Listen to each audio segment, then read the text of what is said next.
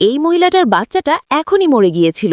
এজন্য সে অনেক মন খারাপ করে কাগজের উপরে একটা পাখির ডিমের ছবি এঁকে দেয়, কারণ সে চাইছিল তার বাচ্চাটা যেন আবারও জীবিত হয়ে যায়। এজন্য সে অনেক কষ্ট পাওয়ার কারণে যখনই তার চোখ থেকে এক ফোঁটা পানি সেই ডিমের উপরে পড়ে, তখনই সেই ডিমটা ভেঙে তার ভিতর থেকে একটা ছোট্ট পাখির বাচ্চা বের হয়ে আসে। যা দেখে মহিলাটা অনেক অবাক হয়ে গেলে সেই বাচ্চাটা ওই কাগজের উপর থেকে লাফ মেরে অন্য একটা কাগজে চলে যায়। এরপর সেই কাগজের উপর থেকে রং খেতে শুরু করে দেয়। এজন্য মহিলাটা অন্য একটা কাগজে এক ফোঁটা রং ঢেলে দিলে পাখিটা সেখানে গিয়ে সেই রংগুলোকেও খেতে শুরু করে দেয়। যা দেখে মহিলাটা বুঝতে পারে সেই পাখির বাচ্চাটা রং খেতে অনেক পছন্দ করে। এজন্য সে ব্রাশে করে রং নিয়ে যখনই দেয়ালের উপরে একটা বিন্দু এঁকে দেয়, তখনই পাখিটা লাফ মেরে দেয়ালের উপরে গিয়ে সেই রংটাকেও খেয়ে ফেললে মহিলাটা নিচে একটা লম্বা দাগ এঁকে দেয়। কিন্তু এবার পাখিটা সেই রংগুলোকে না খেয়ে সেটার উপরে দাঁড়িয়ে খেলতে শুরু করে দেয়। এজন্য মহিলাটা হঠাৎ করে বুঝতে পারে সেই পাখিটা তার রংগুলোকে অনেক পছন্দ করে, দেয়ালের উপরে বসবাস করতে চায়। যার কারণে মহিলাটা জলদি করে দেয়ালের উপরে অনেক লম্বা একটা দাগ এঁকে দেয়। যা দেখে পাখিটা সেটাকে নিজের ঘর মনে করে অনেক খুশি হয়ে সেটার উপরেই খেলতে শুরু করে দেয়। কিন্তু তখনই হঠাৎ করে তার হাত থেকে রং ছুটে গিয়ে তার বাচ্চার খাটের উপরে গিয়ে পড়ে যায়। এজন্য মহিলাটা অনেক ভয় পেয়ে জলদি করে সেই রংগুলোকে মুছতে শুরু করে দেয়। কিন্তু সে যতই চেষ্টা করুক না কেন সেই রংগুলো আর সেখান থেকে উঠছিলই না। যার কারণে তার মৃত বাচ্চাটার কথা মনে পড়ে গেলে তার মনটা আবার অনেক খারাপ হয়ে যায়। এজন্য পাখিটা সেই মহিলাটাকে কান্না করতে দেখলে তার মনটাও খারাপ হয়ে যায়। এরপর পাখিটা ধীরে ধীরে অনেক বড় হয়ে গেলে মহিলাটা সিদ্ধান্ত নেয় সে ওই পাখিটাকে উড়াল শিখাবে। এজন্য সে তার দেয়ালের উপরে আকাশ এবং ঘাসের মাঠের ছবি এঁকে দেয়, যার ফলে পাখিটা অনেক খুশি হয়ে আকাশে উঠতে শুরু করে দেয়। এরপর ধীরে ধীরে সেখানে অনেক বছর কেটে গেলেও মহিলাটা সেই পাখিটাকে নিজের বাচ্চার মতো পালতে শুরু করে দেয়, যার ফলে পাখিটা অনেক বড় হয়ে গেলে তার সৌন্দর্য অনেক বেড়ে যায়। কিন্তু একদিন হঠাৎ করে পাখিটা স্বাধীন হওয়ার জন্য মহিলাটাকে বলতে শুরু করে, আমি আর এই দেয়ালের মধ্যে বন্দি থাকতে চাই না, আমি এখান থেকে বের হয়ে বাইরের দুনিয়ায় দেখতে চাই। এজন্য মহিলাটা তাকে আটকানোর চেষ্টা করলেও পাখিটা তার কোনো কথাই শুনছিল না। যার কারণে মহিলাটা অনেক রেগে পাখিটাকে ধরতে গেলেই তার হাতটা দেয়ালের মধ্যে ঢুকে গিয়ে আজবভাবে পরিবর্তন হতে শুরু করে দেয়। এরপর পাখিটা দেয়াল ভেঙে যখনই দেয়ালের ভেতর থেকে বাইরে বের হয়ে আসে, তখনই সে অনেক দুর্বল হয়ে যায়। তবুও সে গড়াতে গড়াতে সেই মহিলাটার কাছে গিয়ে তার মৃত বাচ্চার খাটের সঙ্গে লেগে থাকা রংগুলোকে ঘষে ঘষে পরিষ্কার করতে শুরু করে দেয়। এরপর মাটিতে পড়ে গিয়ে উঠার চেষ্টা করলেই অজ্ঞান হয়ে যায়। এজন্য মহিলাটা তার প্রিয় পাখিটাকে এত কষ্ট পেতে দেখে অনেক ভয় পেয়ে যায়। যার কারণে সে ভাবতে শুরু করে যদি পাখিটাকে জীবিত রাখতে হয় তাহলে তাকে আবারও দেয়ালের মধ্যে ঢুকিয়ে দিতে হবে। এজন্য সে তার হাত বাড়িয়ে দিয়ে দেয়ালের রাস্তা খুলে দিয়ে আবারও পাখিটাকে দেয়ালের মধ্যে ঢুকিয়ে দেয়, যার ফলে পাখিটা আবারও আগের মতো সুস্থ হয়ে যায়। কিন্তু এরপর পাখিটা মহিলাটাকে ছেড়ে দেয়ালের ভিতরেই অনেক